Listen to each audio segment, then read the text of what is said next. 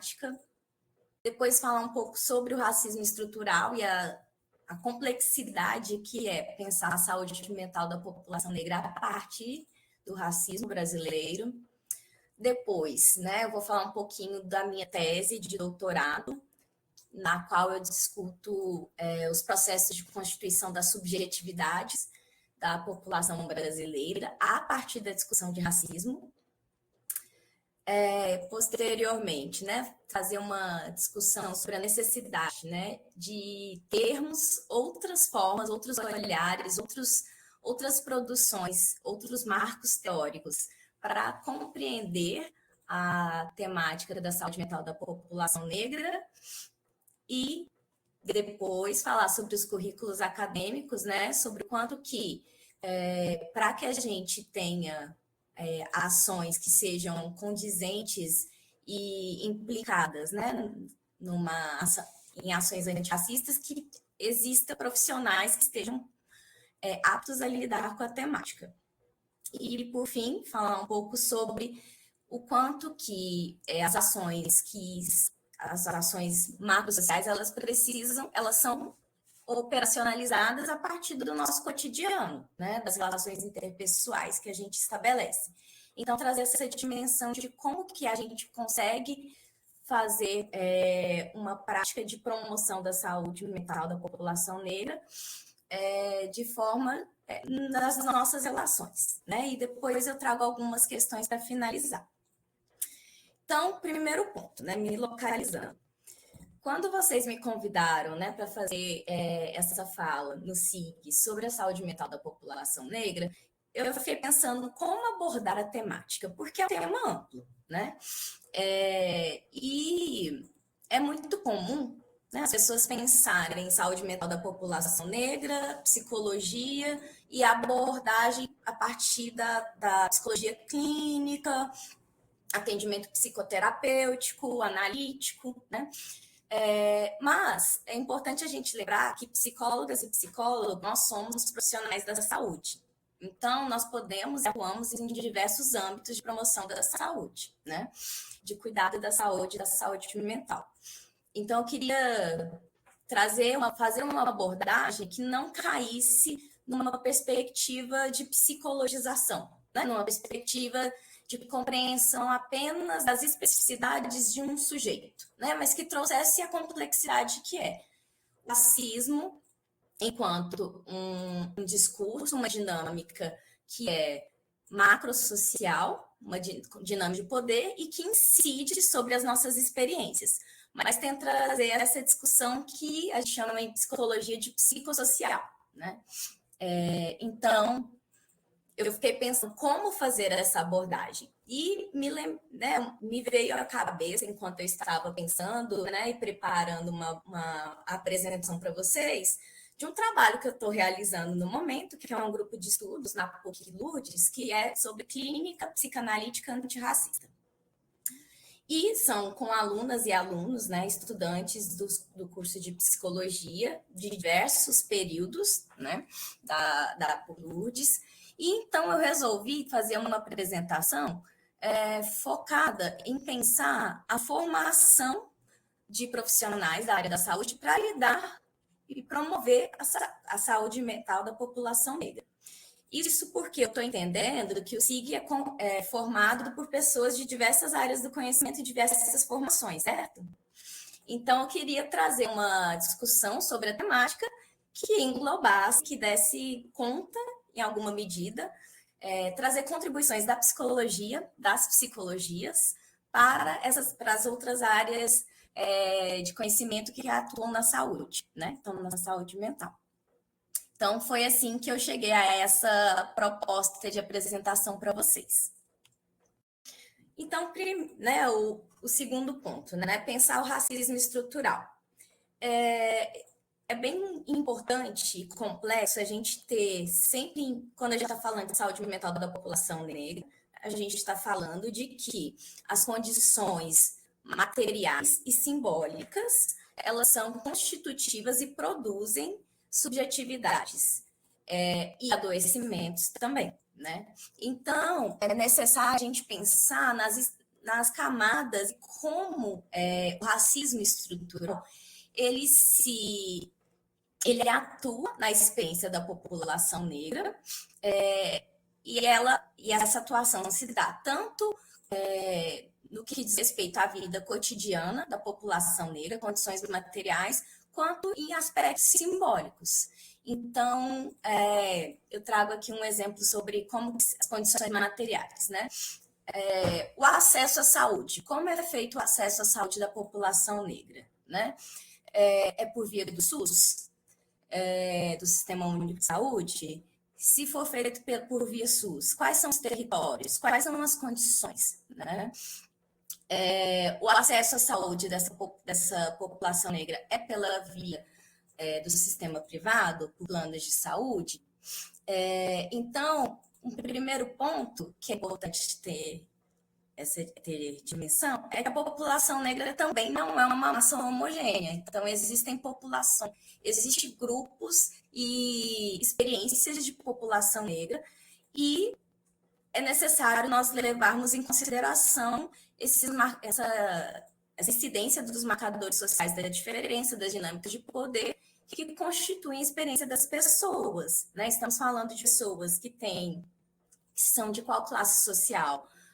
Estamos falando de homens, de mulheres, estamos falando de pessoas transexuais, qual a orientação desses sujeitos, né? Então, trazer a perspectiva da interseccionalidade para entender que, mesmo quando a gente fala de saúde mental da população negra, a gente precisa levar em consideração que a população negra ela é diversa, ela é distinta, especialmente quando a gente pensa que nos últimos anos, graças às lutas dos movimentos negros e à instituição de políticas públicas, a população negra tem conseguido acessar outros espaços, né?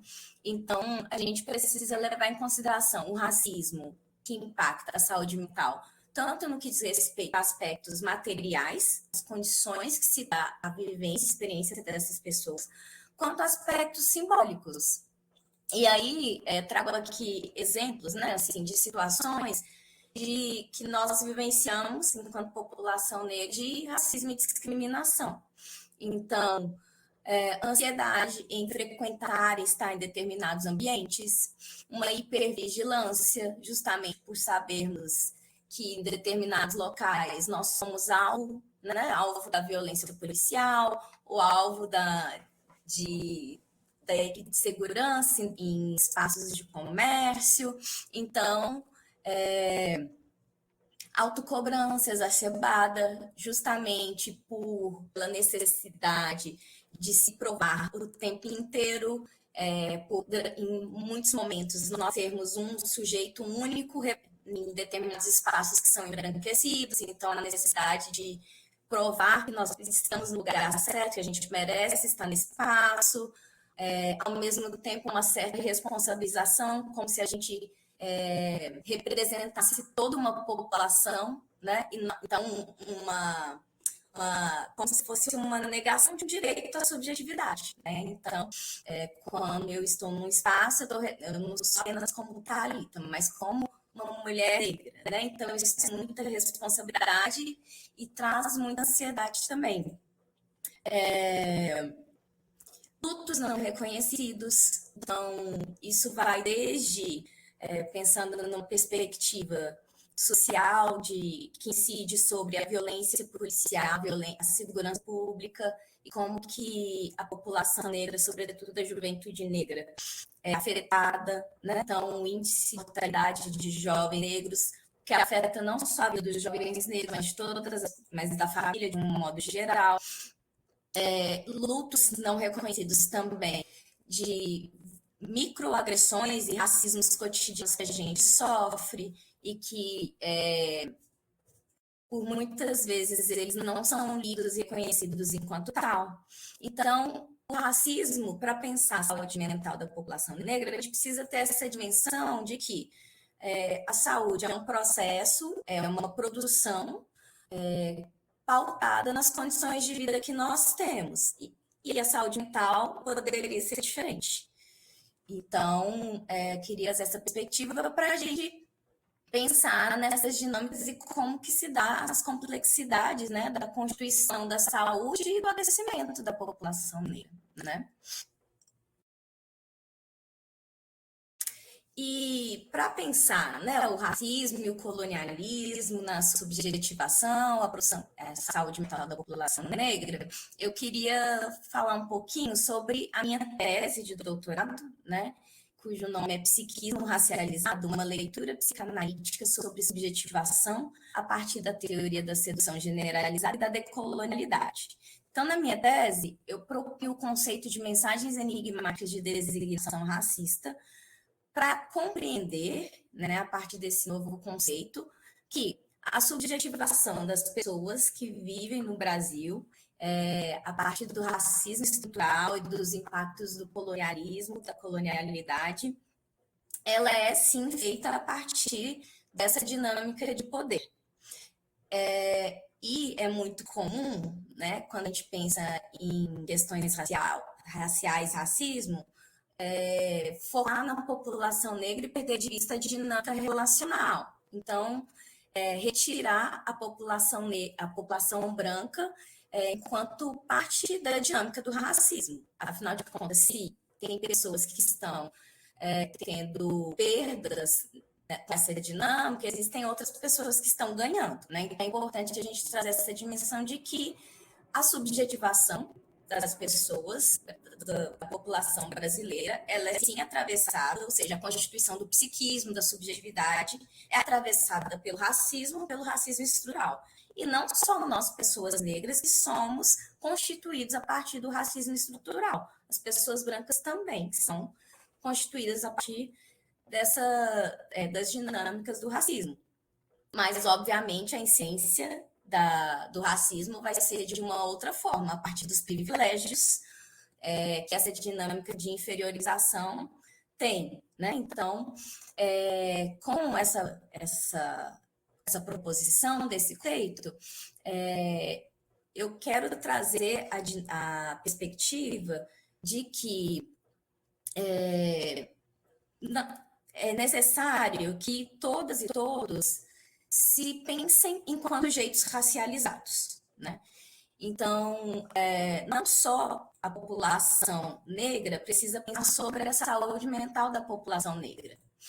A população branca precisa pensar também sobre a saúde mental da população negra, seja a área que for de atuação, né? Então, seja uma psicóloga, um psicólogo branco, um fisioterapeuta, uma fisioterapeuta branca, precisa pensar se pensar enquanto sujeito racializado, se entender onde que se insere nas dinâmicas do racismo, porque a forma como você se coloca, como você é lido, como você se coloca nas dinâmicas raciais brasileiras, é importante para compreender quais são seus valores, suas crenças, e como vai ser também a sua abordagem diante da população negra, né? Então, a proposição desse conceito é justamente para auxiliar, né, na construção de outros marcos teóricos, porque para a gente conseguir fazer leituras e intervenções de promoção da saúde mental da população negra, a gente precisa ter referenciais que nos deem suporte para isso, né? Então, é muito importante que a gente, né, e nas diversas áreas de atuação da saúde que estamos, né, aqui do SIG, e outras pessoas que porventura estejam nos acompanhando, que a gente tenha fundamentos, novos fundamentos que consigam dar suporte para uma leitura sobre a experiência humana que seja mais condizente com a realidade brasileira, né?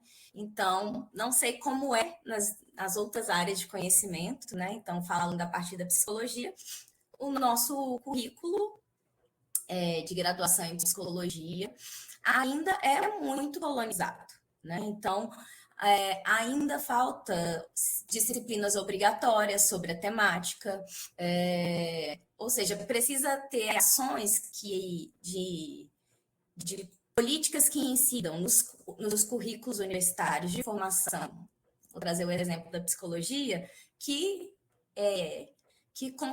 façam com que esses estudantes se tornem profissionais aptos a entenderem e lidarem com a temática da saúde mental da população negra, né? E para isso é necessário que haja disciplinas obrigatórias, estágios, que a produção bibliográfica sobre a temática seja cada vez mais lida e valorizada. A gente sabe que no Brasil a produção científica, acadêmica, ela é muito feita principalmente pela pós-graduação, né?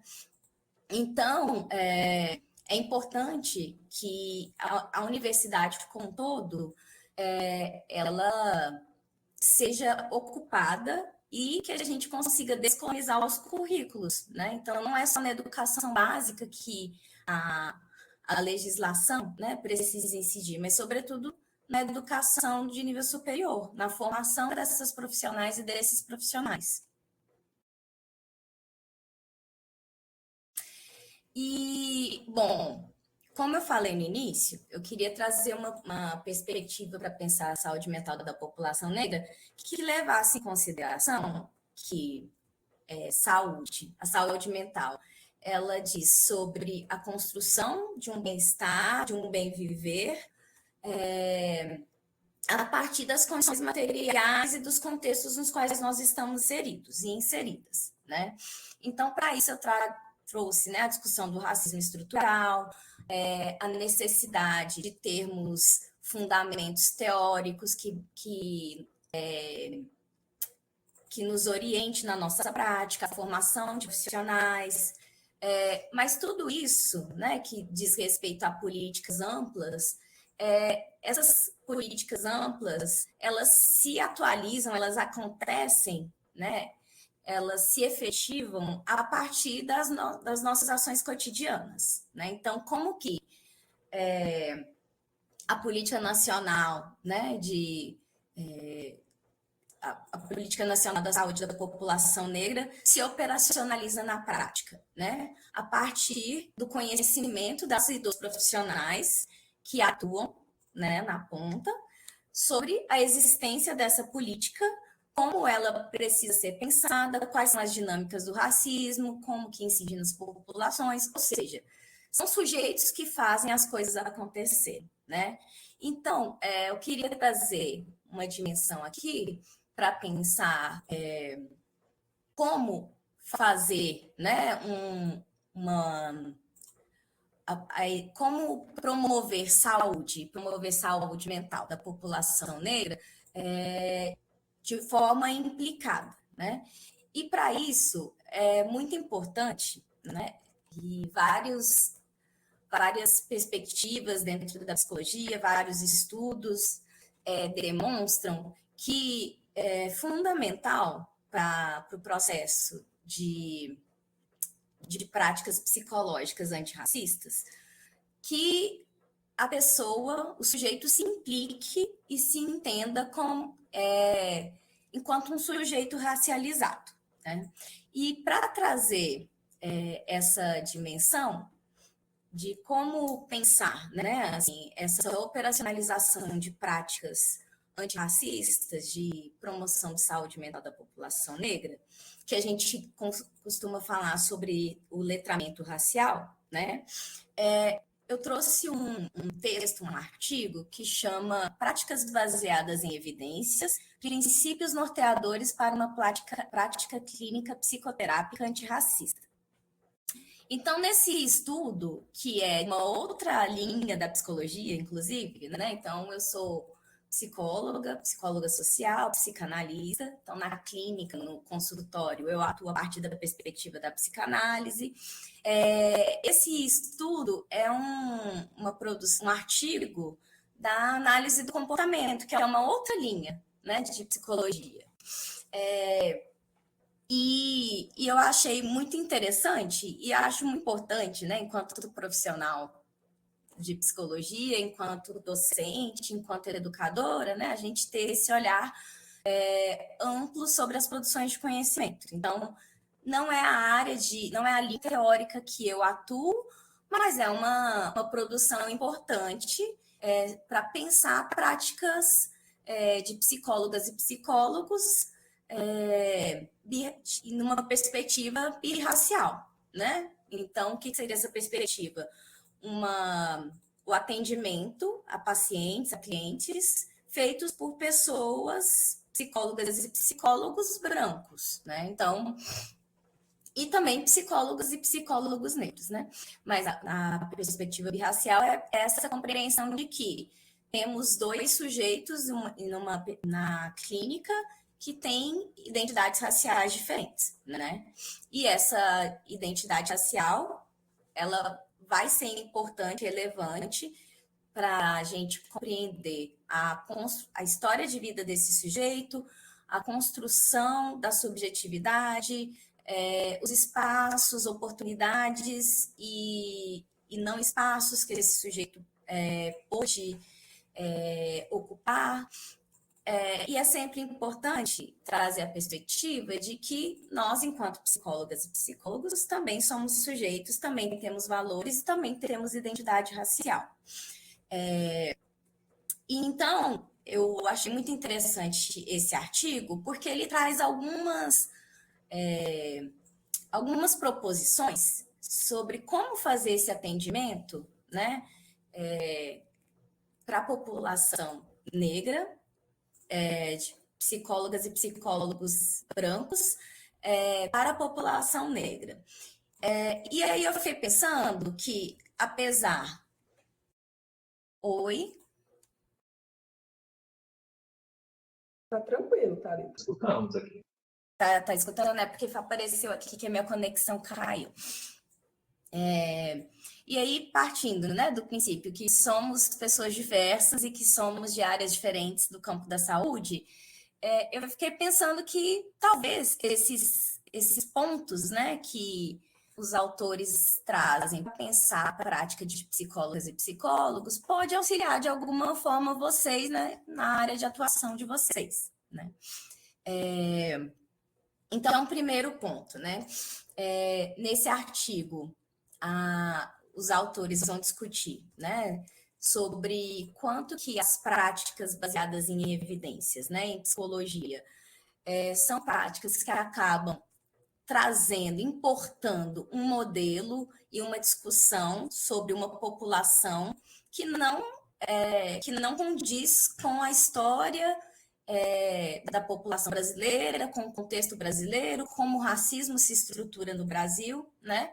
Então, ele aponta, né, os autores apontam que existem iniciativas, né, na área da análise do comportamento, de pensar a terapia, a psicoterapia, o atendimento aos clientes, pacientes, a partir dos processos, né? Então, é a terapia baseada em processos, que é uma proposta aberta à compreensão da história e do contexto social brasileiro.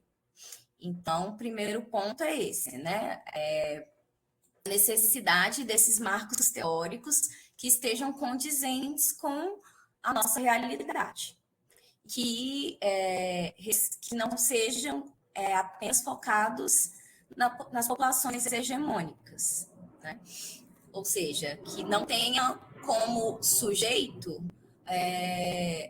um suposto sujeito universal, que geralmente é um sujeito branco, geralmente também um sujeito homem, né?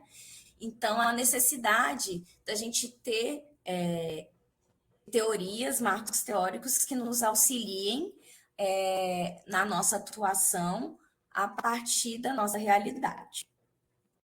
E aí, são 4 pontos, né, que os autores trazem como pontos que podem auxiliar a prática da psicóloga e do psicólogo com a população negra. Então, o primeiro ponto é a necessidade da formação, né, do psicoterapeuta sobre o racismo estrutural. Então, é importante, né, que a psicóloga e o psicólogo conheçam como que se dão as práticas, como que o racismo se operacionaliza em práticas de discriminação, e entenda como o racismo institucional acontece, né? Então, quais são as barreiras institucionais que a população negra enfrenta, que ele conheça e respeite as crenças e religiões e valores espirituais distintos, nós sabemos, né? Então, isso se aplica, né, no contexto brasileiro, pensando que é um país ainda muito cristão, e que existe uma boa parte da população negra, inclusive, que se declara cristã, mas que existem outras cosmovisões, outras práticas, como as religiões de matriz africanas, né? Que têm outras crenças, outros olhares, outra cosmovisão. É importante que o psicoterapeuta, né, que o profissional de saúde, entenda como se dá a estrutura familiar desse cliente, desse paciente.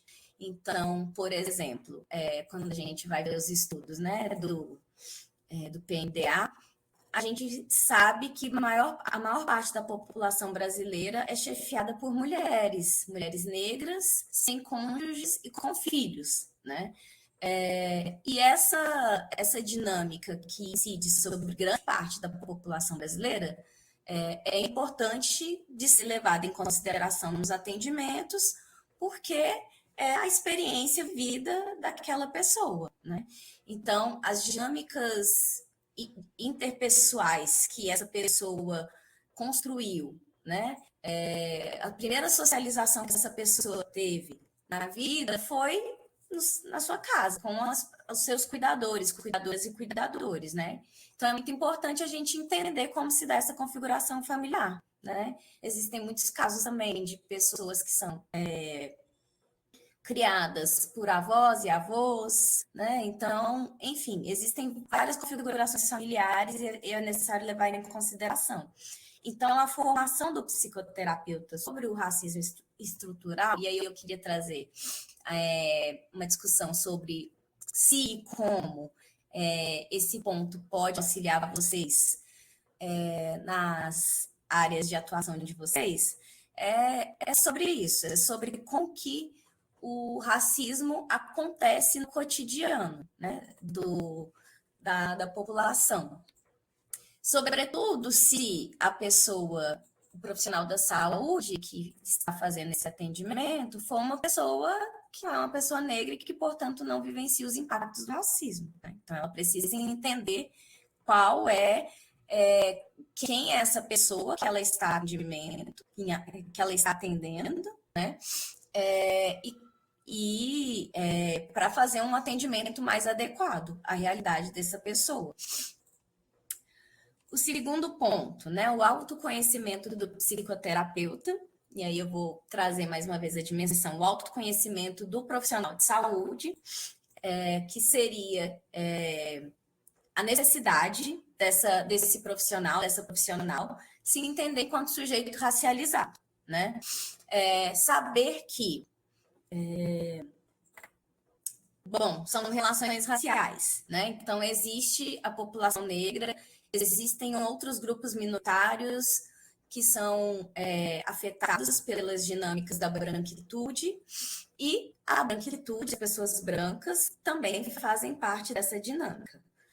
Como que essa pessoa, na sua história de vida, vivenciou, teve acesso e vivência sobre as dinâmicas do racismo.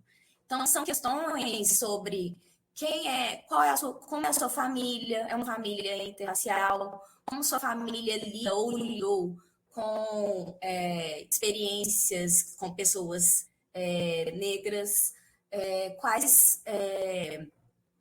espaços você circula, com quem você se relaciona. Então, isso tudo faz parte da construção da racialização do próprio profissional da saúde, dele se entender também enquanto parte dessas dinâmicas de poder. E isso é muito importante porque incide sobre quando a gente, né, aquele ponto que eu trouxe de pensar a complexidade do racismo estrutural sobre questões materiais e também subjetivas e simbólicas, porque a construção dos valores e da visão de mundo, da cultura desse profissional da saúde branco, também vai ser atravessado pelas dinâmicas do racismo, pelos estereótipos, pelos privilégios que essa pessoa tem, ou teve, ou tem, né? Então, por isso que é importante o autoconhecimento do psicoterapeuta ou do profissional da saúde. O terceiro ponto, né? A prática clínica no setting terapêutico. E isso diz respeito a como que se dá a construção da relação, né, terapêutica entre o profissional da saúde e o paciente-cliente, né? E é importante, né, que a construção dessa relação, né, entre profissional e paciente-cliente seja feita a partir do pensamento dialético, né? Então, reconhecimento que podemos, inclusive, eu, enquanto profissional, e a pessoa que eu estou atendendo, né,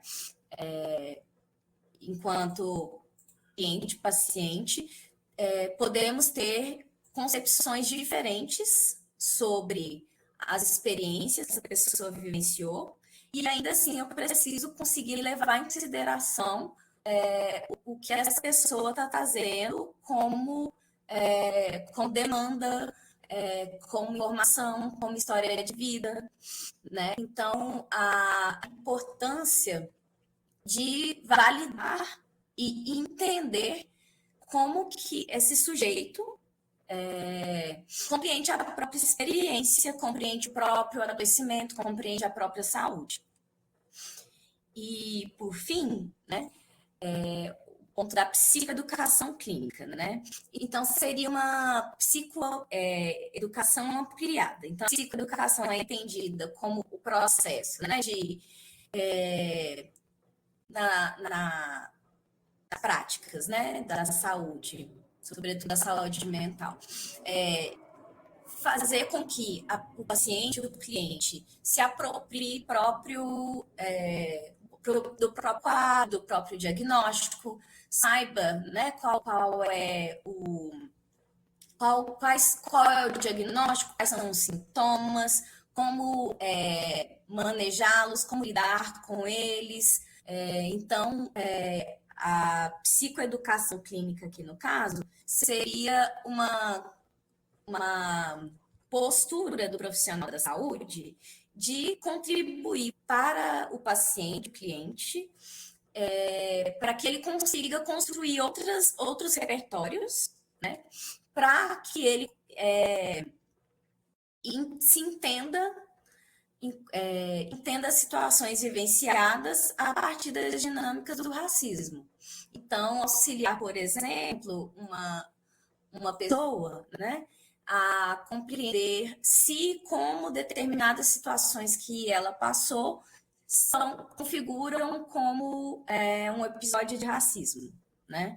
Então, a perspectiva da psicoeducação clínica traz essa dimensão também do psicólogo, do profissional da saúde, enquanto um sujeito mais ativo que auxilie os pacientes, os clientes, não só na perspectiva de compreensão da doença, do adoecimento, mas também da promoção de estratégias de saúde.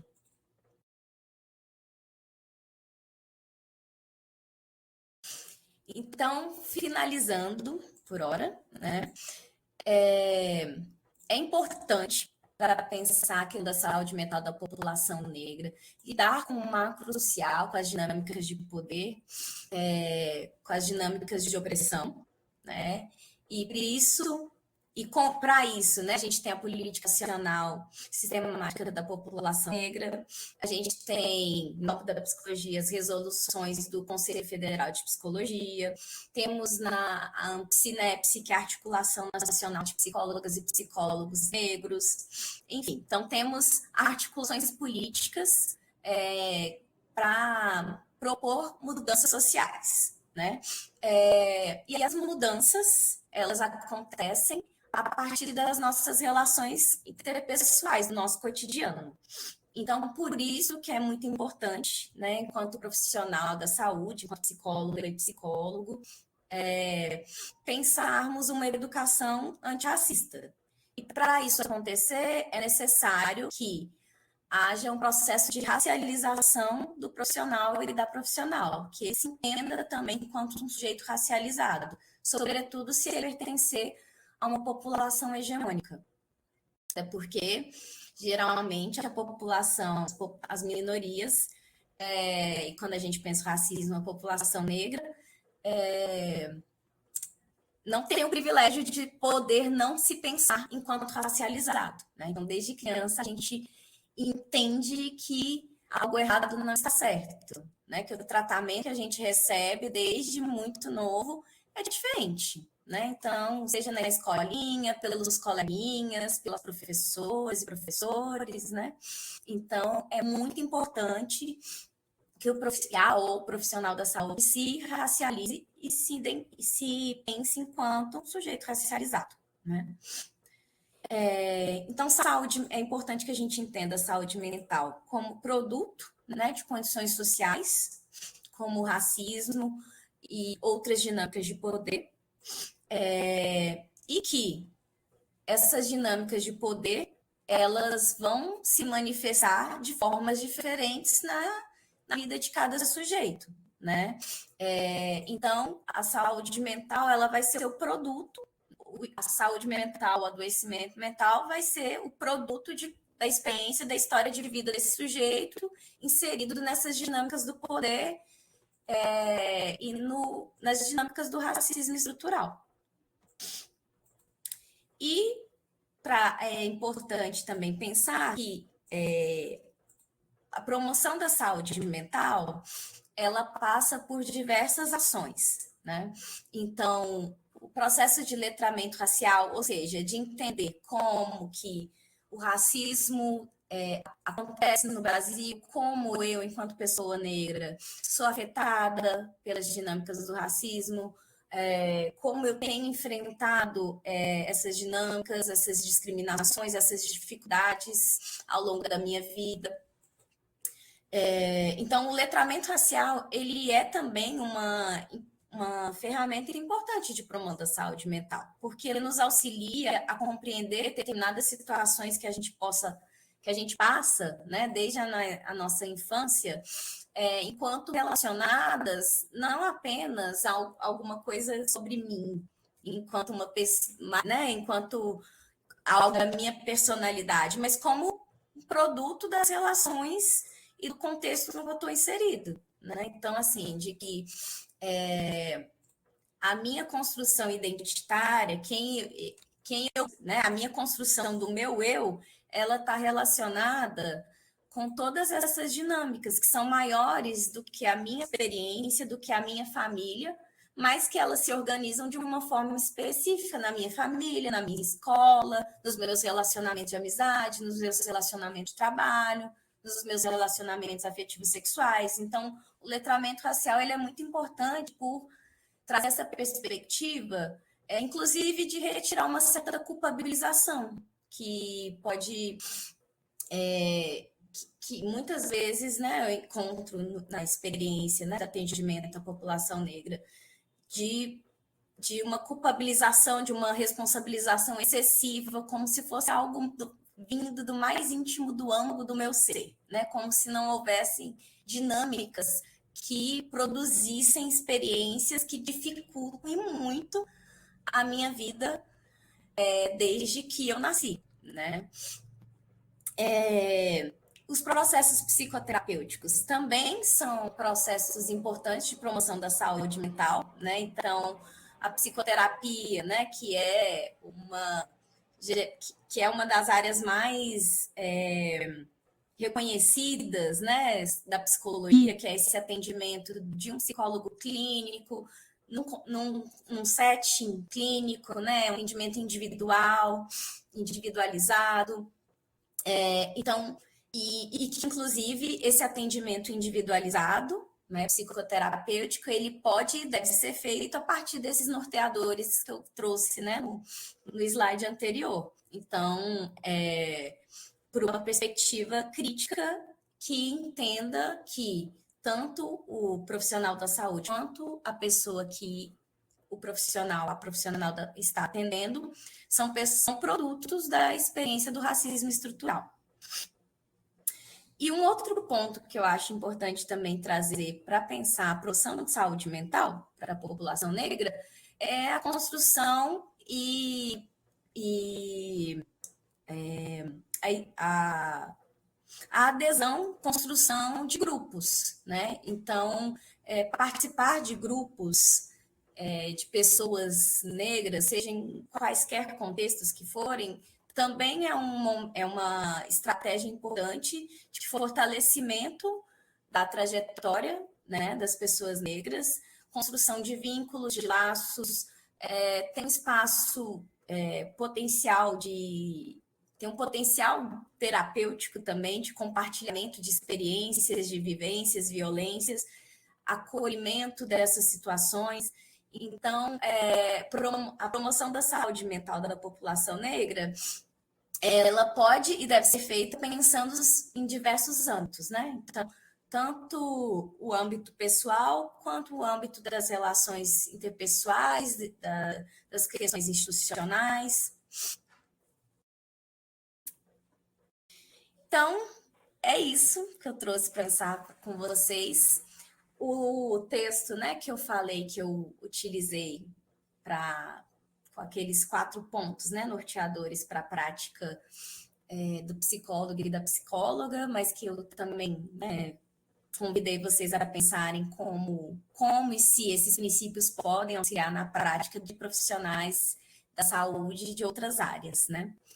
Eu usei também a minha tese, né, de doutorado, mas não coloquei ela aqui nas referências, e também um artigo que eu publiquei recentemente que tem a ver com a minha tese de doutorado, que é esse artigo aqui que eu estou colocando aqui na tela. Eu pensei que eu não ia conseguir falar tudo, mas eu acho que eu consegui. Espero que tenha sido inteligível, porque eu tentei correr para não falar mais do que 40 minutos. Acho que fui um pouco confusa, mas quero ouvir de vocês, né? E a gente vai conversando. Foi ótimo, Thalita, muito obrigada. Eu acho que realmente assim, é um tema muito amplo, porque pensar saúde mental e ainda pensar saúde mental para populações racializadas, para pessoas negras, eu acho que é um desafio ainda maior. E eu fico pensando nisso porque eu acho que, além de tudo, existe um estigma do tratamento da saúde mental. Então, eu acho que é pensar um adoecimento que, teoricamente, ele é invisível, porque quando a gente vê uma ferida, você vê ali a pessoa com a cirurgia, você consegue se sensibilizar um pouco mais, aí a pessoa fala que está com adoecimento mental. Isso não é levado em conta, e acho que ainda é menos levado em conta quando são em corpos negros. E aí eu fico me perguntando como que a gente pode pensar também nesses desafios para que essas pessoas acessem o tratamento, acessem os serviços de saúde mental, sabe? Porque para lidar com esse estigma, para lidar com esses atravessamentos do racismo, e entender que é de direito ter este tratamento.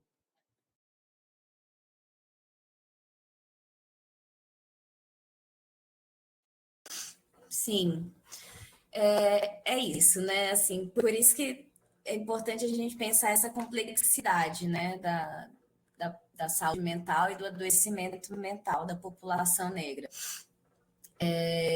Eu acho que depois da pandemia de Covid-19, o lugar da saúde mental e do atendimento psicoterapêutico e até mesmo psiquiátrico, que aí já entra no campo da medicina, tem sido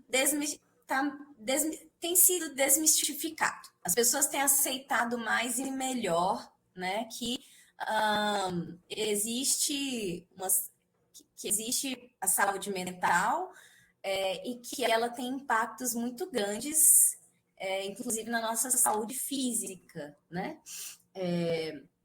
Mas ainda há muito preconceito e estigma, né? Eu escuto cada vez menos que ir no psicólogo era coisa de doido, né? Coisa de maluco. Mas ainda assim, e é algo que me preocupa, eu tenho visto um aumento da abordagem do adoecimento mental por determinadas religiões e igrejas por uma via religiosa, né? E isso é muito complicado. Precisa, então, assim, eu trouxe que é importante para o profissional da saúde, da psicóloga e psicólogo, compreender outros valores e religiões, mas entendê-las enquanto parte de quem nós somos enquanto sujeitos, mas a nossa prática, por exemplo, enquanto psicóloga e psicólogo, não pode ser norteada a partir de princípios religiosos, nenhum princípio religioso, né?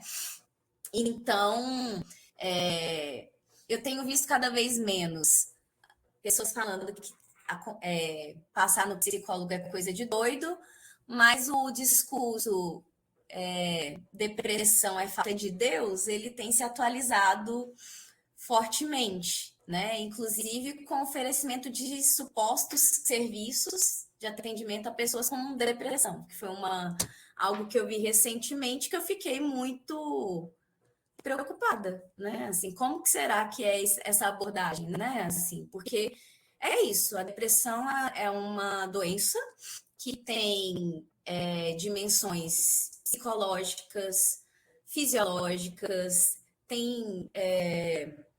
então tem um componente neurobiológico, né? De como que os neurotransmissores funcionam, tem uma dinâmica social, tem uma dinâmica emocional, afetiva. Então, é um fenômeno, né? É uma doença tão complexa e o tratamento precisa ser levado na mesma complexidade do que é a construção desse adoecimento, né?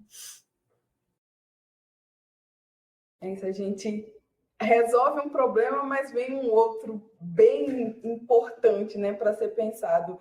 E eu acho que esse também é um estigma que ainda é carregado, é falta de Deus, é falta de trabalho, a pessoa tem que trabalhar, é como se, tipo, a mente vazia é a oficina do diabo, como se fosse simplesmente isso, né, fosse uma falta de vontade de estar bem.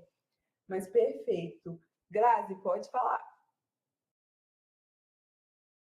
Olha, eu vou dizer um negócio para vocês, bem sinceramente. Eu anotei umas coisas aqui que eu queria falar, mas eu não sei se vai fazer muito sentido, porque saúde mental é muito complexo. Mas eu gostei muito esses 6 passos que tu falou de formação sobre racismo, como se dá a estrutura, porque eu sou fisioterapeuta, né? Então eu acho que quando a gente vai pensar numa clínica racializada, a gente consegue aplicar isso em várias profissões, várias áreas, né? E querendo ou não, eu acho que várias áreas acabam atuando um pouco sobre saúde mental, né?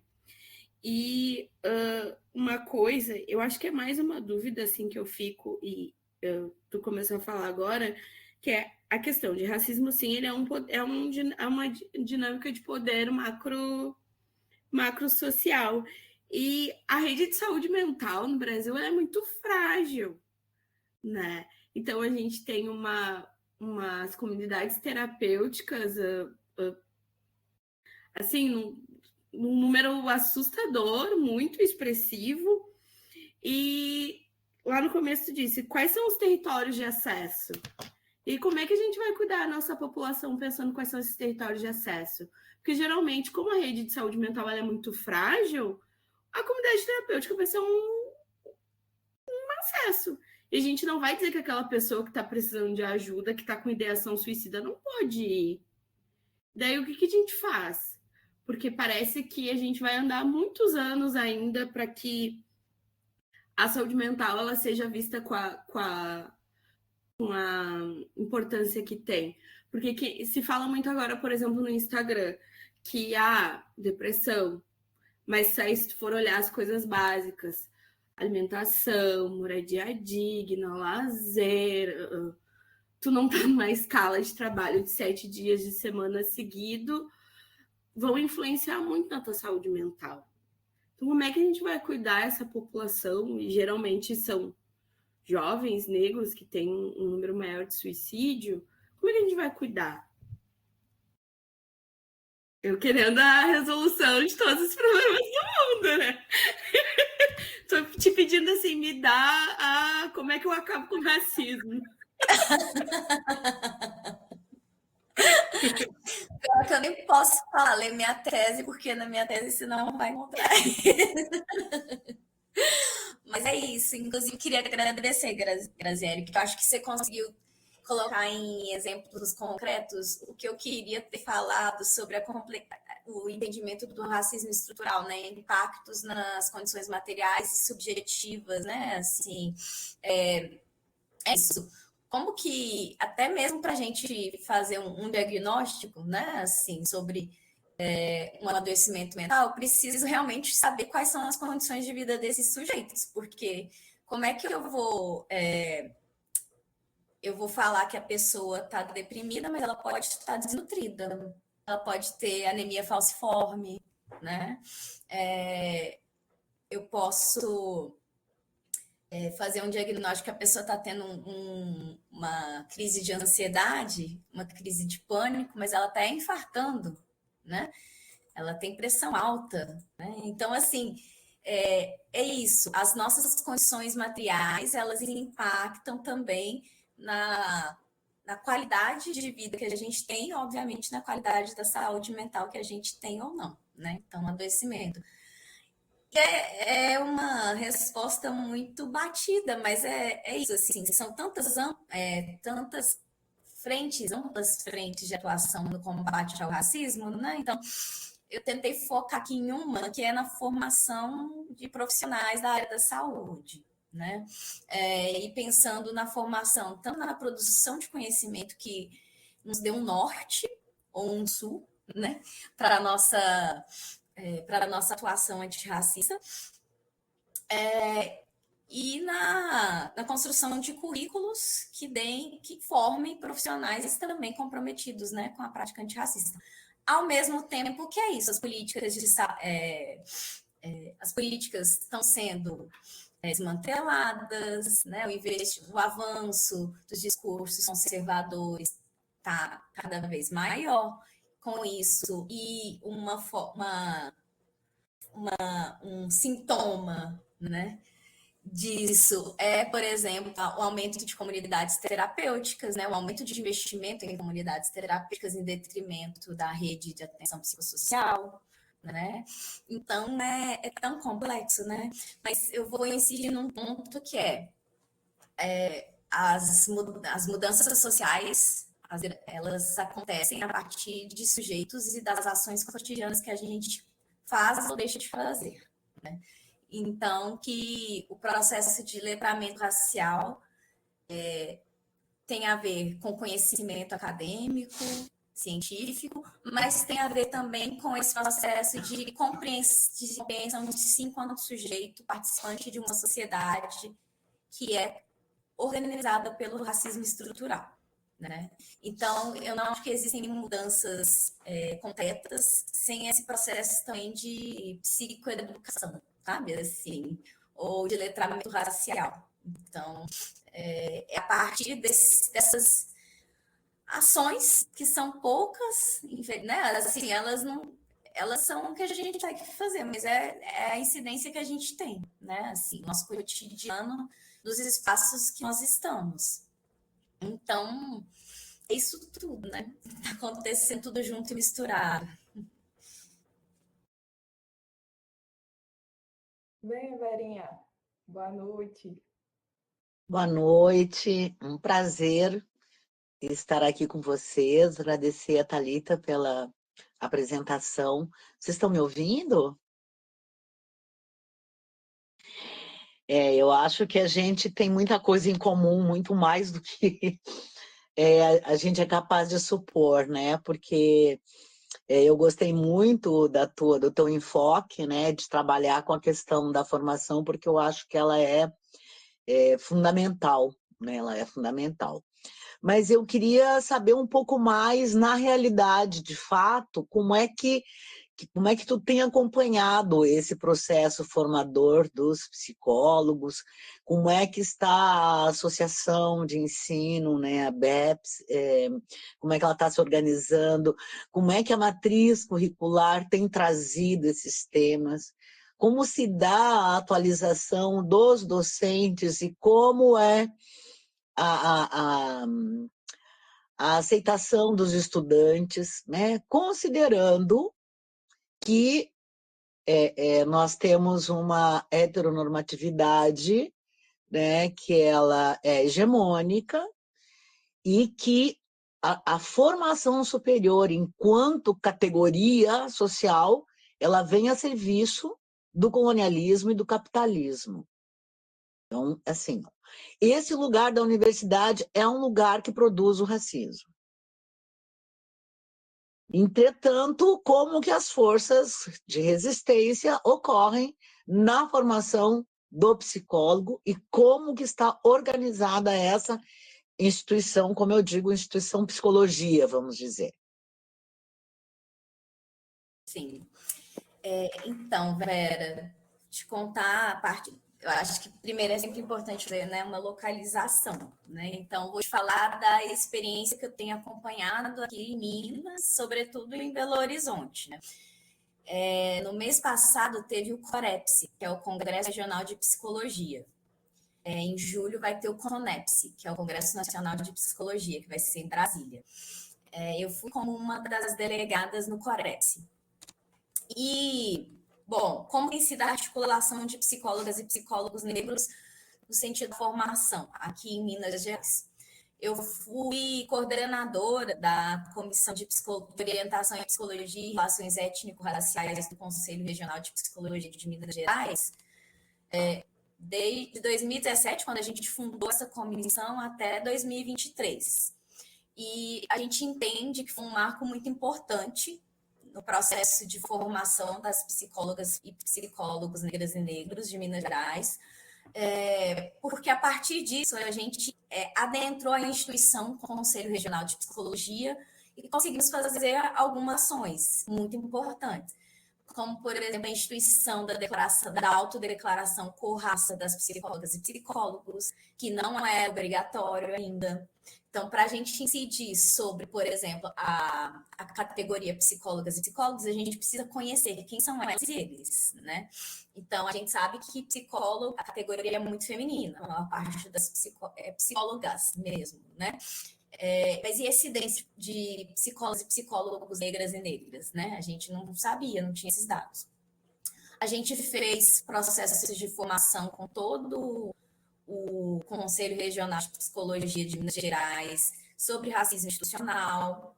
Então, todos os funcionários das sedes e subsedes, né, vieram para BH e fizeram um processo de formação sobre a temática, inclusive porque quando tornou-se obrigatória a autodeclaração racial, quando as psicólogas e psicólogos iam fazer as carteiras, né, carteirinhos CRP, e elas eram confrontadas com a autodeclaração, elas devolviam essa pergunta para os profissionais, para os profissionais. Qual que é a minha autodeclaração? Eu sou o quê? Né? Então, foi necessário, isso foi tendo impactos em vários âmbitos, né? Assim, nós conseguimos fazer várias ações de formação, produzimos notas técnicas, não, porque isso aí é mais no âmbito nacional, mas produzimos cartilhas sobre a temática de racismo institucional, racismo estrutural, quais são as normativas que existem, né, do CFP, Conselho Federal de Psicologia, sobre a temática do racismo. Então, é isso. A gente tem atuado nesse sentido aqui em Minas Gerais. Existe também o Ampsinepse, que está organizado aqui em Minas Gerais, que é uma articulação, que esteve, eu não estou participando, não faço parte no momento da Ampsinepse, mas a Ampsinepse esteve em peso também no Conselho Regional no Congresso Regional de Psicologia. E para o Congresso Regional de Psicologia teve as conferências, né, pré-conferências. E nessas pré-conferências a gente elaborava proposições que eram votadas, né, no regional e que iam para o nacional, igual o estilo de conferência, né, assim, de outras políticas públicas, né? E a gente tem se mobilizado para garantir que a temática do racismo seja sempre levada em consideração, tanto no âmbito regional quanto nacional. Então, no que diz respeito à categoria psi, o que eu tenho visto e o que eu tenho experienciado é a percepção de que nós, psicólogas e psicólogos negros, estamos cada vez mais organizados e adentrando esses espaços, né? Então, o espaço institucional do CRP é um espaço muito importante que a gente tem adentrado. Agora, no campo da formação acadêmica, aí o negócio está um pouquinho mais difícil, assim, porque minha formação, né, é toda na UFMG, minha graduação, mestrado, especialização, doutorado, o currículo da psicologia UFMG ainda até mudou, mas ainda é muito colonizado. Mas, por exemplo, tem um ponto importante, é uma conquista recente, que abriu o concurso para professor da cadeira de Psicologia Social do Racismo. Então, é um reconhecimento da existência do racismo pela via da contratação de professor para atuar em uma disciplina obrigatória, né? Assim, é parte do currículo. Isso é muito importante, né? Mas eu vejo que nas universidades particulares que eu tenho acesso, né? Assim, ainda é muito incipiente. Então, assim, semestre passado eu lecionei numa universidade particular a disciplina de gênero e interseccionalidade, né? Então, mas não era uma disciplina obrigatória, era uma disciplina optativa. Eu também atuei num estágio, né, no estágio acadêmico, que era atendimento a mulheres em situação de violência. Então, nesse estágio acadêmico, eu também trouxe a questão da interseccionalidade e a discussão do racismo. Mas é isso, não é uma disciplina, não faz parte do currículo. E atualmente eu estou, né, oferecendo um grupo de estudo que chama Clínica Psicanalítica Antirracista na PUC-Lourdes, e teve uma demanda muito alta, né? Muitas e muitos estudantes se inscreveram. No primeiro encontro já propuseram da gente não finalizar o grupo nesse semestre, mas ir até o final do ano. Estão muito empolgadas e empolgados, mas é um grupo de estudos, não é parte do currículo acadêmico ainda. Então, é isso. A gente vê avanços na área da psicologia, da articulação, e são avanços que se devem por conta da articulação de nós, psicólogas e psicólogos negros, que estamos ocupando nesses espaços, provocando e instigando ações, né? A gente precisa ficar nessa dinâmica de reconhecer o que tem sido feito, mas não ficar satisfeitos com o que já tem sido feito, porque ainda é pouco, né? Então, não sei se eu respondo a sua pergunta, Vera, mas o cenário é esse. Coisas estão acontecendo, mas há muito ainda a ser feito. Está fechado ainda, Verinha. Então, não responde sim, eu acho que o problema é o mesmo de todas as profissões da área da saúde, porque a gente não tem assim uma vontade política, até porque a gente não tem formação política. Eu acho que o X da questão é a formação política da universidade. Se não existe uma formação política dentro da universidade, porque isso é política, né? Política de Estado, que a gente E acho que a psicologia, como a fisioterapia, quer saber do seu objeto. Ela não entende que esse objeto está dentro de um contexto social, político-social. E aí, então, nós começamos a tratar das mazelas como se ela fosse a causa, e a mazela é a consequência, entendeu? Então, eu acho assim que a gente peca pelo mesmo caminho, né? Mas tomara que a gente veja, né, as mudanças. A minha, a minha ilusão, porque a gente vive disso, né? A minha ilusão é que a gente possa ver e que a gente possa ter organização capaz de, ao menos, no micro, né? Então, nesse espaço de zona de proximidade, né? Essa zona proximal aí, a gente seja capaz de viver melhor. E acho que ainda falta quando tu falasse interseccionalidade, eu acho que ainda falta a gente pensar que as profissões, que as pessoas são várias, e as profissões não se permitem interseccionalizar, elas não se permitem transversalizar, elas não se permitem diálogo. E isso prejudica demais a saúde individual e um senso de saúde coletiva, né? Então, a psicologia resolve o seu problema, a fisioterapia resolve o seu problema, só que o sujeito ele tem uma dor muscular que impede ele do trabalho, que afeta a saúde mental, e ele vai lá na psicóloga e trata a cabeça, ele vai lá na fisioterapia e trata o músculo, só que ele é um doente inteiro. Isso me incomoda, sempre me incomodou. Mas porque eu entrei na saúde coletiva pela saúde mental, né? Então, dói a gente ver. E dói a gente ver os retrocessos, né? Porque tu colocaste muito bem que o avanço das comunidades terapêuticas é um retrocesso. Socialmente, a saúde mental tem um lugar no canto, no fundo, escondido. A família esconde, a sociedade esconde, né? Os profissionais da saúde não sabem enfrentar, porque eu posso estar num lugar que eu não tenho psicólogo e tenho que manejar.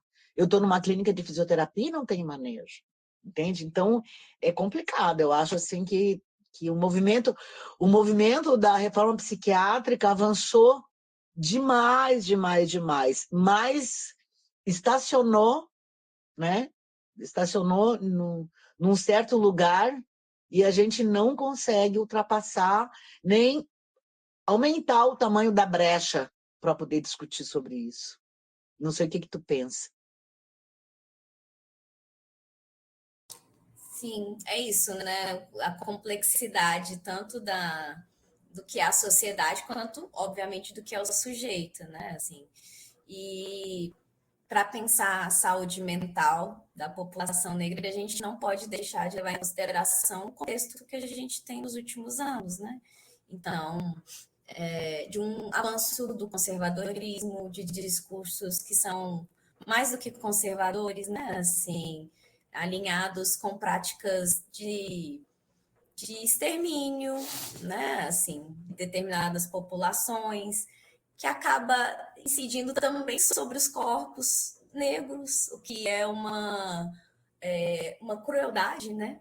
É cruel, assim, esse apoio a práticas de extermínio, né? A como a necropolítica se organiza e que incide, sobretudo, sobre a população que está apoiando, né, essas práticas. Então, tem a ver com segurança pública, tem a ver com políticas de saúde, política de saúde mental, tem a ver com o papel que as igrejas e as religiões têm tomado, né, onde elas atuam, onde o Estado não tem conseguido atuar, né, então fazendo um papel de assistência social, de saúde mental, né? Assim, então, é muito complexo e é isso, né? O sujeito, ele trata a dor muscular que tem a ver com a ansiedade, então ele vai lá no fisioterapeuta, depois vai lá no psicólogo,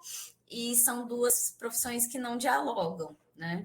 Então, assim, a importância também da gente... nós sabemos que, em termos acadêmicos, inclusive, né, a construção dos departamentos e as dinâmicas de poder, elas fatiam, né, as pessoas, como fatiam sujeitos. E mesmo dentro da psicologia, a gente vê dinâmicas e brigas políticas bem importantes, né? Então, assim, para localizar no departamento de psicologia da UFMG, eu não já defendi o doutorado, não estou mais acompanhando o departamento, mas eu imagino a briga que foi conseguir a cadeira de psicologia social do racismo, porque é isso, é uma briga. São brigas que são compradas, alianças que são feitas. Eu voto por essa disciplina agora, mas na próxima, você sabe, né? É a minha cadeira. Então, mesmo dentro da psicologia, tem uma dificuldade muito grande das psicologias conversarem. Então, por isso que eu, inclusive, falei esse artigo, né, que eu trouxe dos princípios norteadores, é de uma outra área da psicologia, mas fala sobre a temática do racismo e subjetividade.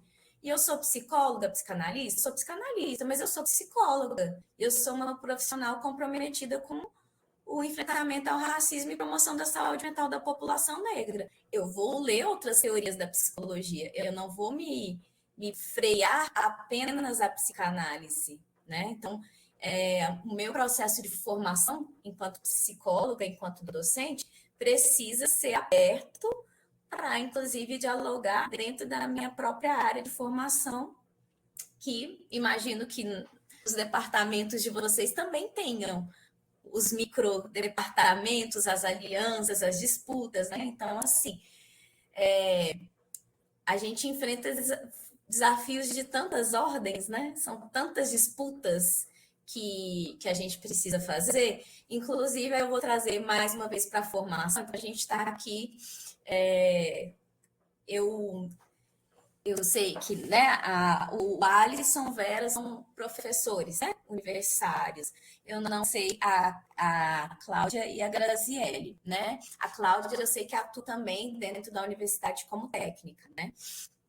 E aí fazer as ações, né, de enfrentamento ao racismo também é custoso. Então, isso também custa a nós, enquanto pessoas comprometidas, né, com o enfrentamento ao racismo. Isso também traz adoecimento, né? Então, são tantas camadas, né? É tanto enfrentamento que a gente tem que fazer. Por isso também que eu queria voltar no ponto sobre promoção da saúde mental da população negra e da população que está comprometida com o enfrentamento ao racismo, que é a construção dos grupos. Ela é importante tanto na construção de políticas, mas também de vínculos e afetos, laços, né? São esses encontros, muitas vezes nesses encontros em que a gente consegue falar sobre violências, microagressões ou grandes agressões racistas que a gente vivencia, né? Então,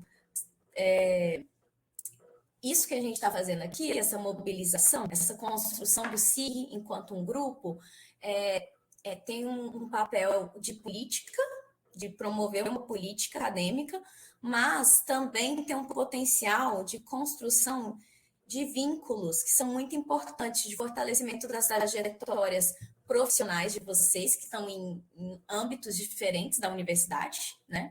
Então, Cláudia é técnica, o Alisson e Vera são professores, a Graziele, eu não sei se ela é professora, se ela é técnica, se ela é docente, né? Mas essa construção desses vínculos é fundamental para fortalecer a trajetória de vocês, não só profissional, mas pessoal também, né? Então, para não ficarmos também só no que é difícil, eu vou tentar lembrar também o que a gente já está fazendo e o que a gente pode tentar fazer, sabe? Assim. Maravilha. O Alisson. Boa noite, todo mundo, né? Vocês me escutam bem? Ok, né? Obrigado, Thalita, pela sua apresentação, né?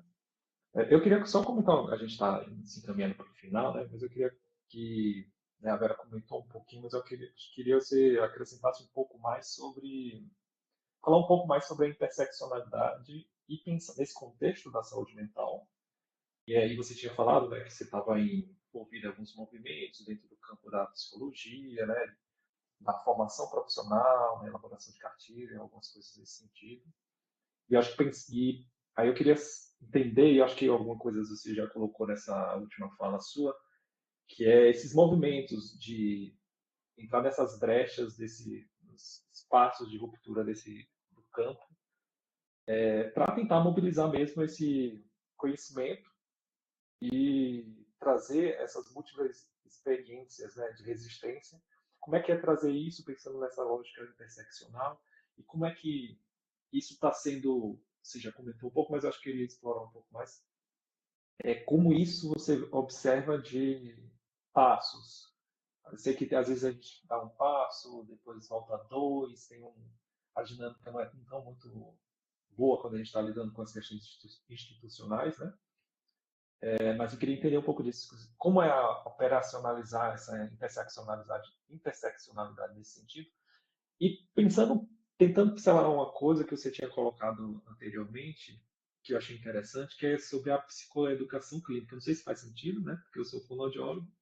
Eu não sei se exatamente teria uma relação nesse contexto, mas eu fiquei muito pensando em trazer esse paciente para se apropriar do seu diagnóstico, sintomas, para trazer essa colaboração, né, e aí tentar, né, pensar nessa ideia de mobilizar não só a gente como profissional, mas como os pacientes, clientes, enfim, nessa resistência. Assim.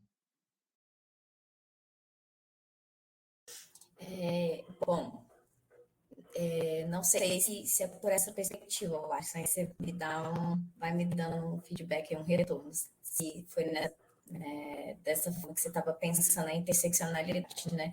Mas a importância da gente levar em consideração o conceito de interseccionalidade é justamente porque a gente consegue vislumbrar corpo às pessoas, né? Assim, então, compreender que as dinâmicas de poder, as dinâmicas de opressão, elas existem e elas coexistem, né?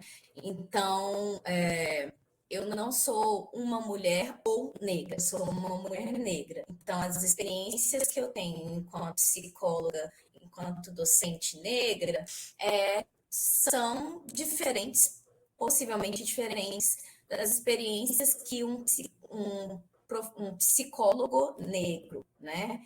Por conta das dinâmicas do racismo que incidem de forma diferente na vivência de homens e mulheres negros. Então, somos ambos negros, mas temos uma identidade de gênero diferente. Isso já vai fazer a diferença, porque é isso. Então, a gente vê, por exemplo, nas pesquisas sobre remuneração, que homens negros ganham menos que mulheres brancas, que ganham menos que homens brancos. Mas eles ainda ganham mais do que mulheres negras, né? Então, o conceito de interseccionalidade nos ajuda a olhar para a complexidade que é todas essas relações de poder, elas coexistem e elas produzem experiências de privilégio e desprivilégio, né? Então, a experiência também, minha experiência enquanto mulher negra, pode ser uma experiência, e sem dúvida, uma experiência de privilégio comparada a outras experiências de outras mulheres negras, né? Então, mesmo quando a gente está fazendo o cruzamento de dois eixos de poder, que duas pessoas são contempladas, né? Duas mulheres negras e uma outra mulher negra que comparada a mim pode ter uma situação de desprivilégio por essas questões, como por exemplo acesso ao ensino superior, formação. E acesso ao ensino superior, formação incide em remuneração, né? Então é capital cultural, mas é capital financeiro também, né? Então E eu não sei se é nessa perspectiva que você está me perguntando sobre a interseccionalidade, Alisson, mas o que eu vejo é que, bom, temos conseguido muitos avanços, mas ainda mas a gente ainda precisa realmente desse conceito e desse olhar, né, interseccional, para dar conta de grupos que ainda assim são invisibilizados, né, ou não contemplados. Então, se a gente está falando de racismo, de grupos de pessoas negras que ainda assim não são contempladas em determinadas políticas, né, de ação afirmativa. Então, por exemplo, quando a gente pensa o extermínio da juventude negra, né? Qual juventude negra que é alvo do extermínio? Realmente é uma juventude negra pobre. Não que um jovem negro de classe média não possa ser alvo, né? Mas a gente está falando das dinâmicas da segurança pública, as dinâmicas do crime organizado, do tráfico de drogas, aí entra em política proibicionista, que aí a gente já dialoga também com política de saúde mental, e ao mesmo tempo com política de segurança pública, né? Então, assim, queria te ouvir se é nessa perspectiva que você gostaria que eu falasse um pouco mais, ou se tem alguma coisa. Eu acho que é nesse sentido mesmo, assim, de compreender que existe uma magnitude muito maior do que a gente pode pensar e que eu acho que engloba muitas questões que estão para além do que a gente consegue discutir nas nossas profissões, assim, né? Nos campos das profissões e tudo mais. Mas que existem coisas que afetam esses indivíduos, né, com relação à saúde mental, que estão muito nesse contexto que você colocou, né? O território da pessoa, às vezes tem uma questão ali de disputa de crime organizado, né? Então, tem essa necropolítica, né, que a gente tem no contexto, né, das pessoas negras, principalmente dos jovens negros, então é nesse caminho assim mesmo. Uhum. É isso, né? Então, mesmo quando a gente faz uma discussão sobre o racismo estrutural, é importante a gente trazer essas discussões sobre outros eixos de poder, né? Inclusive que é uma contribuição dos feminismos negros, assim, né? Das mulheres negras aí, mais uma vez, fazendo tudo, né? Então, trazendo essa discussão para o campo político e para o campo acadêmico, para a produção de conhecimento, né? Assim, de que quem nós somos, a experiência de vida que nós temos enquanto sujeito, ela é mais complexa do que ser ou não ser branco, né? Ser ou não ser heterossexual, né? Ser ou não ser cisgênero, ser inclusive uma discussão de interseccionalidade que eu tenho muito interesse de trabalhar mais e que eu fui confrontada na minha prática profissional enquanto docente semestre passado na universidade, que eu dei a disciplina de gênero e interseccionalidade, foi a questão das pessoas com deficiência. Então, eu tinha uma aluna com deficiência, com múltiplas deficiências, inclusive. E aí eu fiz questão, né, assim, de trazer essa dimensão da interseccionalidade para pensar a dimensão das pessoas com deficiência, né? E é um tema de interseccionalidade que não é um tema mainstream, digamos assim. Geralmente as pessoas pensam em interseccionalidade de gênero, raça, classe, orientação sexual, né? Então, é muito mais amplo, né, assim. Bom, não sei se eu contemplei, assim, que você estava me provocando, Alisson. Você falou sobre psicoeducação também. Eu só queria entender se é possível conseguir articular isso nesse contexto, né? Se você tiver alguma contribuição nesse campo, assim, com relação. Eu queria que explorasse um pouco mais e se tinha algum alcance com relação à interseccionalidade, se faz sentido fazer esse paralelo. Sim. Então, essa proposta da psicoeducação é justamente esse reconhecimento, né, do paciente, cliente, quanto sujeito ativo, né? Então, é um olhar, é uma quebra do olhar biomédico que a gente aprende na formação da saúde, né? Então, do paciente que realmente está esperando, né? Passivo. Então, é um primeiro ponto, a compreensão de que o paciente-cliente, eu falo para paciente-cliente porque dentro da psicologia, a depender da área, a gente vai ter essa discussão também. É um paciente, é um cliente, ou nenhum nem o outro, né?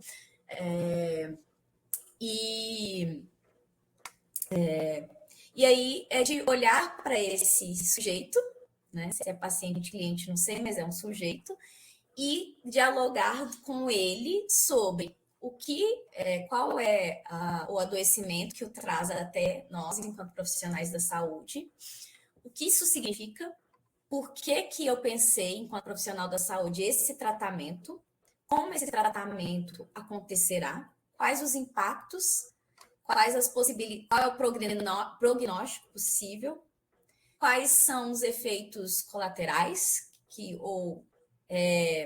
como chama, gente, aquele conceito de você faz uma coisa para melhorar, mas pode ter uma criogenia. Iatrogenia. Iatrogenia. Ou iatrogenia, né? Criogenia. Iatrogenia. Então, assim, é falar com o paciente, né, com esse sujeito, sobre o que eu estou fazendo. Porque, né, eu tenho uma formação que me habilita a auxiliá-lo, mas no final das contas é sobre a vida dele e em grande parte é ele que vai operacionalizar isso que eu estou achando que é o melhor para ele, né? Então, o pressuposto é esse diálogo, né? E eu vejo uma relação com a interseccionalidade, assim, para mim até é óbvia, mas eu sei que nada é óbvio. Então, porque é isso? Eu preciso levar em consideração que os sujeitos com os quais eu vou entrar em contato na minha prática profissional são múltiplos. Então, eu posso atuar numa UBS em um determinado território, são todos moradores daquele território. Ainda assim, vão ser sujeitos com histórias de vida diferentes, né? Então, vão ser homens, mulheres, cis ou trans, heterossexuais, assexuais, homossexuais, pessoas com deficiência ou não, né? Assim, então, eu preciso olhar para esse sujeito e enxergar que cada sujeito, apesar das dinâmicas macrosociais, a história de vida de cada sujeito vai fazer com que ele experiencie, inclusive, o adoecimento de forma diferente, né? Então, não sei se era nessa perspectiva que você estava pensando, Alisson,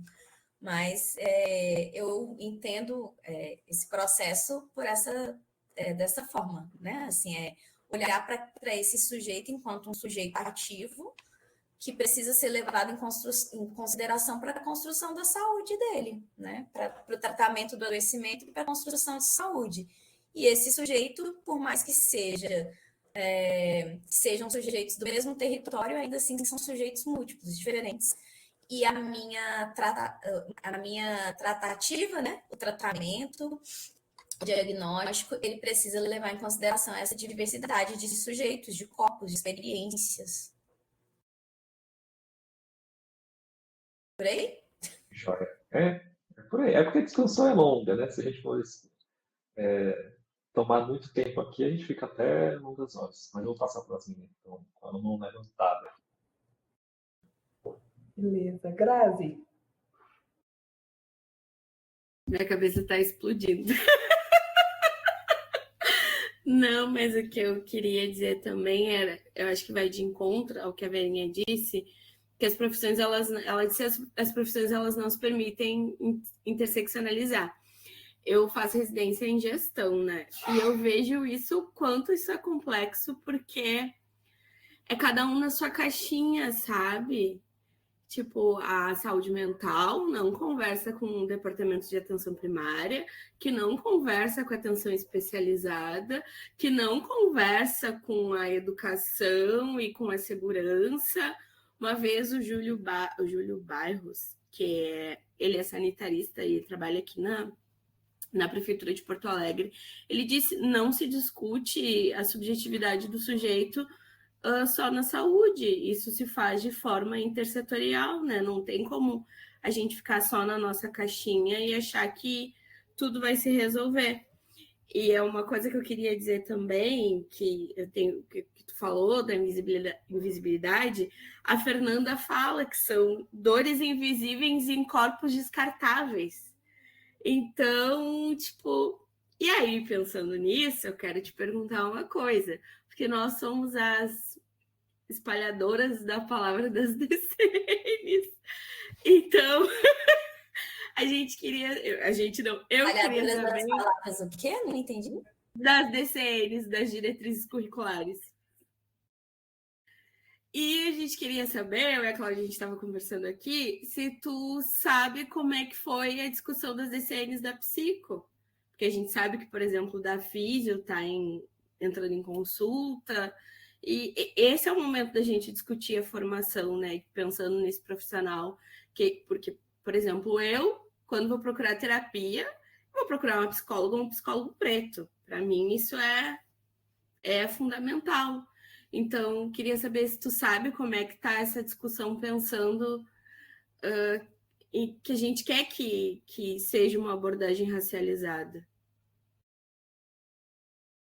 Não tenho acompanhado de perto, mas tem sido, como sempre, processos de disputas importantíssimos, né? Assim, inclusive porque existem algumas outras áreas da psicologia que tem que não necessariamente todos os sujeitos são alinhados, mas que tem uma proximidade maior com o discurso neoliberal, com o conservadorismo, e, obviamente, isso afeta isso também tem chegado na categoria psi. Então, um exemplo, enquanto docente de curso de psicologia, o número de pastoras e pastores da psicologia tem aumentado cada vez mais para ter o título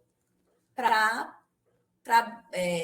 legitimar determinadas práticas sobre saúde mental. Então, essa mistura, né, assim, entre discurso religioso, instituição religiosa com psicologia, cursos psicológicos. Então, eu não estou te respondendo mais diretamente, mas detidamente. Não estou acompanhando, não estou próxima, mas tem sido feito um movimento muito importante e pressões muito importantes, sobretudo pela Ampsinepse, que é a Articulação Nacional de Psicólogas e Psicólogos Negros. Psicólogas, psicólogos, pesquisadoras e pesquisadoras negras e negros, para conseguir atuar mais detidamente, né, nas diretrizes curriculares.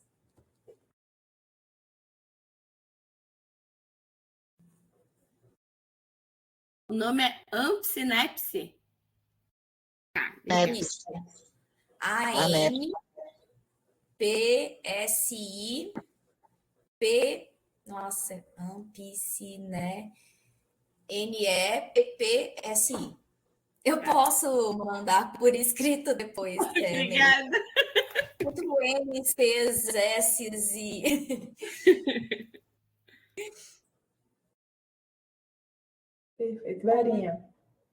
Bom, não quero aqui me alongar, porque a gente já está bem próximo, já passamos do horário do final, mas assim, como diz o Ellen, né? O Alisson. O Alisson. Como diz o Alisson, se a gente quiser, a gente pode ficar até meia-noite, porque essa conversa faz falta, né? A gente está fazendo aqui um exercício interdisciplinar. E para trazer um pouco de ilustração de possibilidades, né? Eu acho que a gente precisa... Eu sempre digo, se a gente quer fazer mudança, a gente tem que estar num espaço de poder.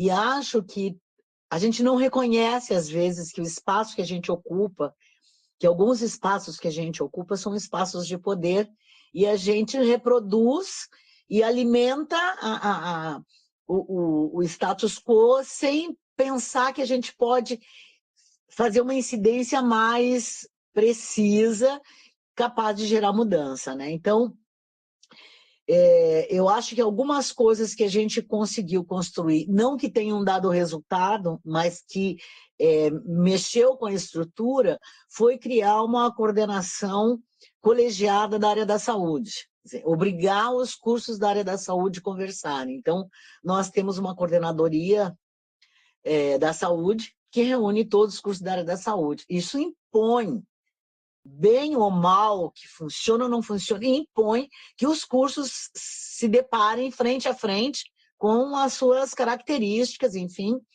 e os progressos de alguns impactam, né, na estrutura de outros, né? Ou os atrasos de alguns também seguram o avanço de outros, mas como todo espaço de disputa de poder, eu acho um espaço importante, que provoca a conversa. Eu acho que respondendo um pouco o que o Wellington colocou. E outra coisa, também criamos uma disciplina, não sei se a Grazi participou da PIS, né? De práticas integradas em saúde. Então, foi uma ideia que eu trouxe de uma prática que eu tinha lá no Rio Grande do Norte, e a gente colocou aqui na Federal do Rio Grande do Sul, né? Aliás, foram várias ideias, mas elas apanham porque há uma resistência para esse diálogo. A gente precisa de professores disponíveis, nós precisamos que haja vontade política dentro da universidade para que aconteça, né?